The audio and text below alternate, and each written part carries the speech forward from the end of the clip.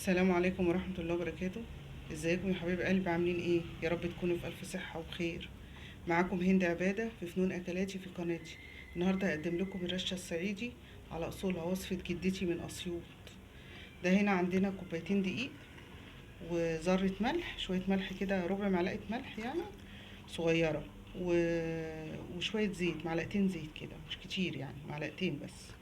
وهنعجن بمية، هنعجن بمية كده.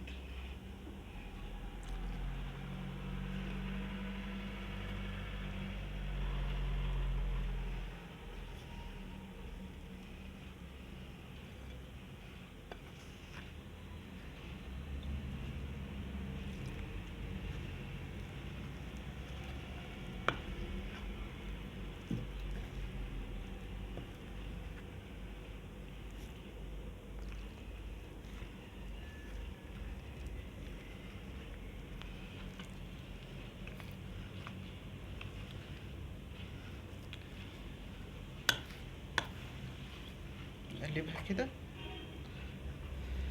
طبعا الدنيا ساقعة، ودي حاجة تدفيكوا في الشتاء كده، دفي ولادكوا يعني، حلوة يعني، وعلى قد الايد، مش مكلفة، حاجة سخنة، حاجة شتوية. بسم الله، باسمك اللهم نبدأ، لا حول ولا قوة إلا بالله العلي العظيم.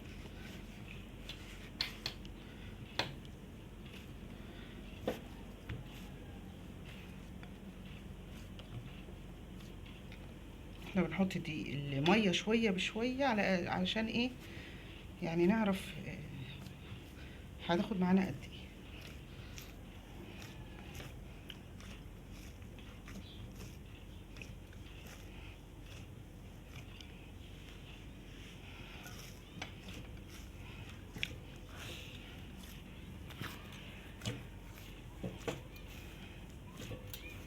لو عايزة ممكن دقيق نحط لها عادي يعني، مش مشكلة، بس انا متهيألي مش عايزة حاجة.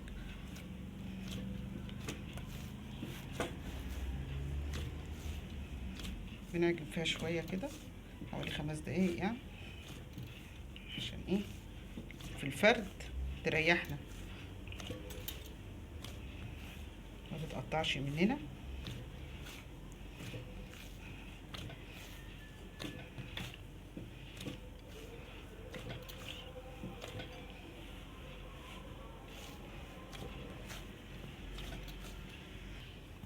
كونت معانا عجينة، ناخد شوية دقيق، هما يدوب على قد ايه. لو عايزين تزودوا تزودوا. نقسمها كده، نعملها كده اهو، اهي، التانية اهي.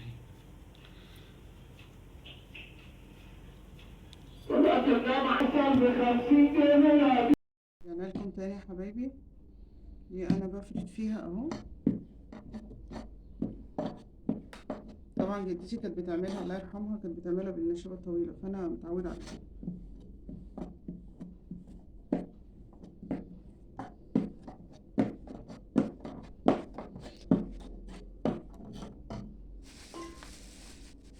طبعا دي لازم تحط عليها دي مش عيش.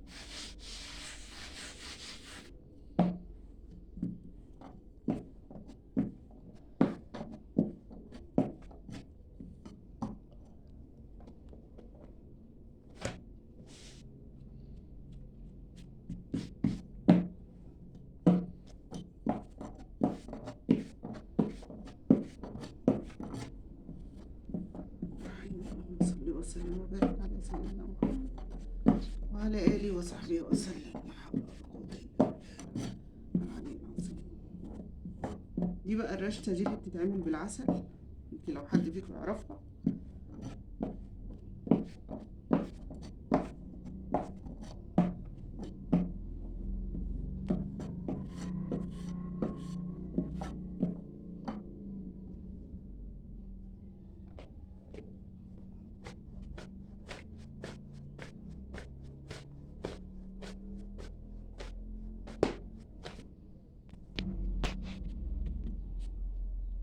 احنا هنفضل نقطع في الفيديو.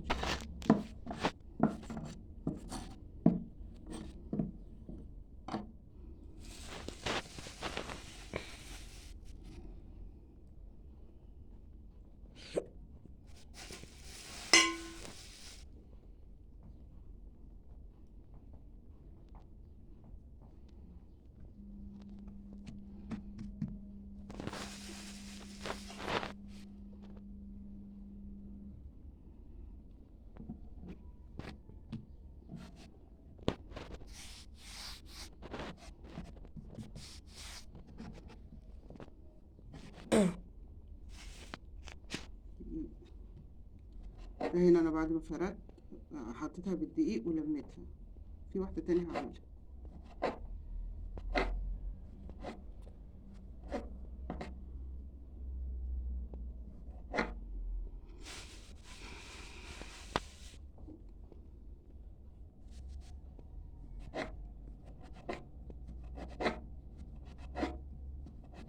انا ما عنديش مكنة يا جماعة، فانا متعودة يعني ايه اعمل بالسكينة.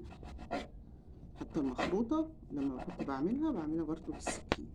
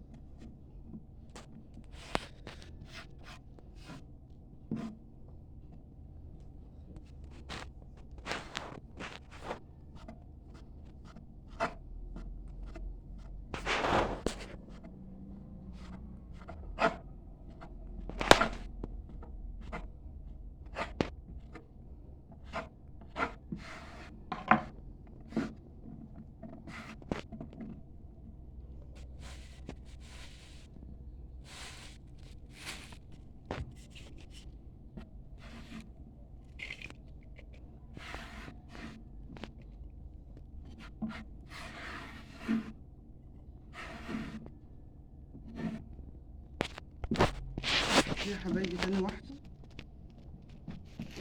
اهي. التانية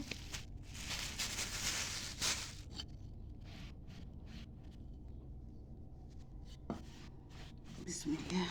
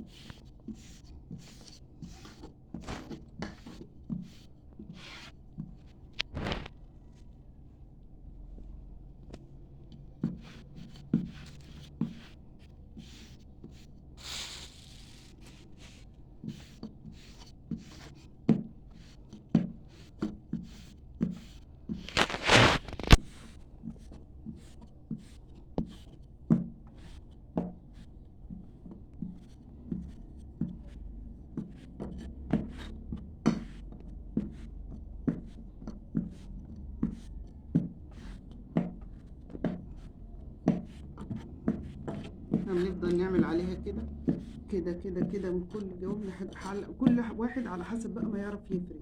في بيعرفوا يفردوا بالطويلة دي زي ماما وجدتي.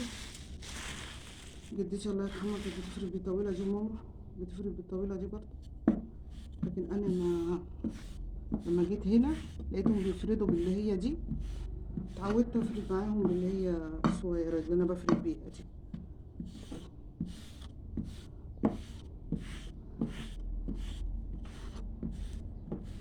حطي دقيق كده وتفرجي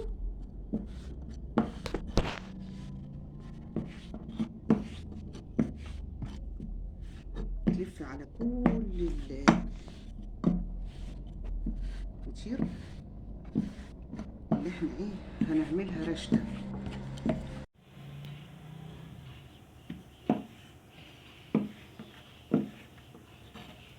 نكمل ونلف عليها.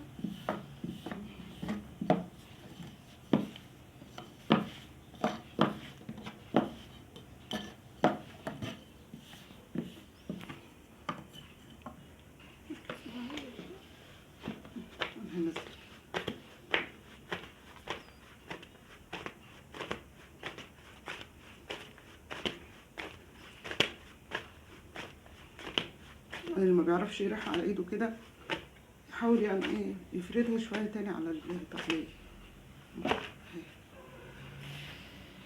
نبدا بقى ايه نحط دقيق.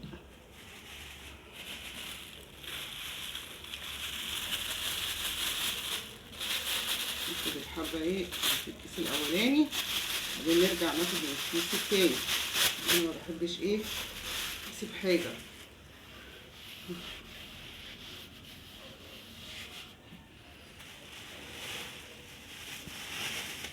بسم الله بسم الله اهو. بص يا حبايبي اهو بنعمل كده برضو اهو اهو. بسم الله بنعمل كده عشان ايه احنا بقى ممكن اعملها كده، بس انا عشان استفاد من الوقت بتني كده، بتنيهم كده على بعض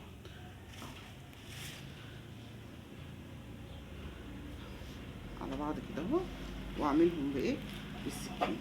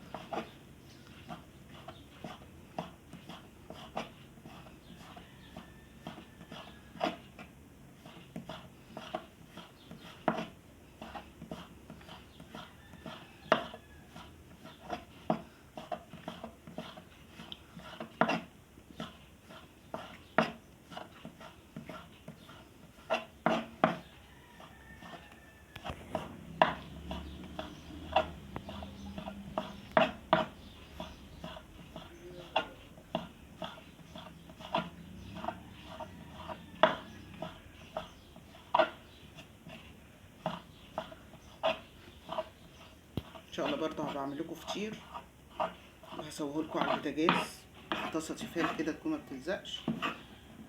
الفطير المشلتت ده انا ممكن اسويه في الفرن يعني، بس انا بحب تسويه عين البوتاجاز، بيطلع تحفه. بنغمس بيه الجبنه القديمه والعسل.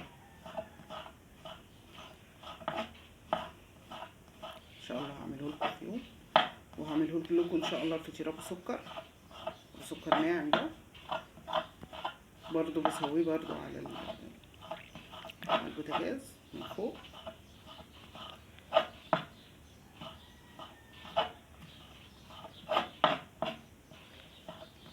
خلص الكميه وراجع لكم. نحط شويه دقيق كده صغيرين، نعمل كده اهو.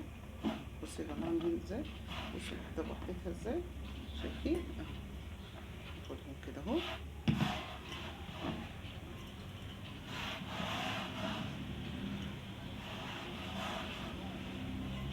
هناخد ده كله ننخله اهو، هناخد ده كله ننخله وراجعين بعد شويه. رجعنا لكم تاني حبايبي.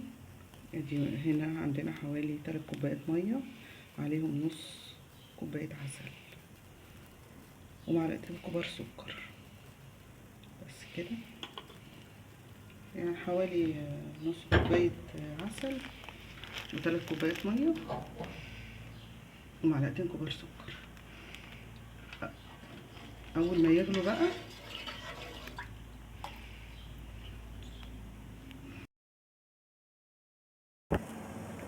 رجعنا لكم تاني حبايبي.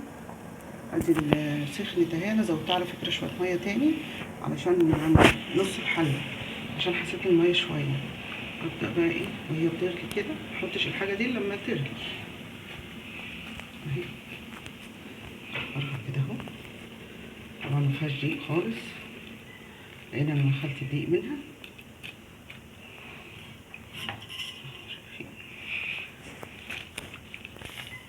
ونقلب ونشوف عايزه ولا تاني ولا لا. لا لسه عايزه تاني، عشان ايه منحطش حاجه كتير عن اللازم تبقى كتير في الحل.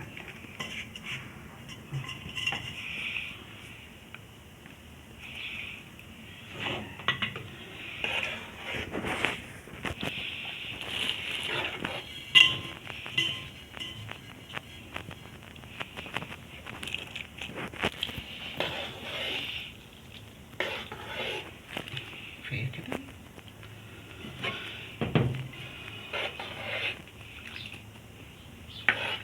حتى لما نزلت بصوا بتاعتها ازاي.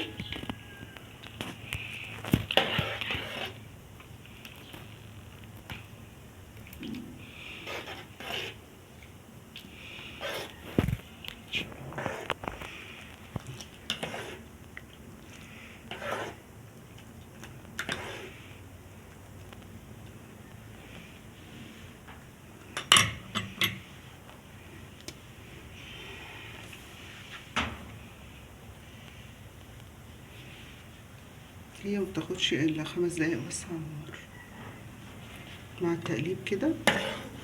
5 دقايق بس على النار، يعني مش كتير، او 10 دقايق بالكتير.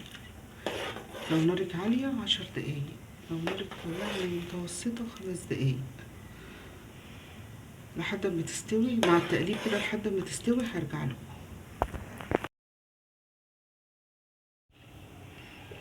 ورجعنا لكم تاني. ادي الرشته بعد ما خلصت، الرشته الصعيدي اللي على اصولها اللي هي بالعسل. حطيت غرفتها طبعا، هي قعدت 10 دقايق تغلي على النار مع التقليب المستمر، تغلي مع التقليب. وبعد كده حطيتها، طفيت عليها وحطيتها في اطباق اهي. اهي الرشته زي ما حضراتكم شايفين كده. حطيت على الوش معلقه سمنه بلدي بعد ما غرفتها اهي. كل طبق معلقه سمنه، اللي عايز يزود عسل يزود، بس انا بالنسبه لي كده جميله. وادي الرشته الصعيدي. ويا ريت ما تنسوش جدتي في دعوه حلوه كده منكم، الله يرحمها. ولو عجبكم الفيديو ما تنسونيش في اللايك، واللي ما اشتركش في القناه يشترك. وجزاكم الله كل خير، والسلام عليكم ورحمه الله وبركاته.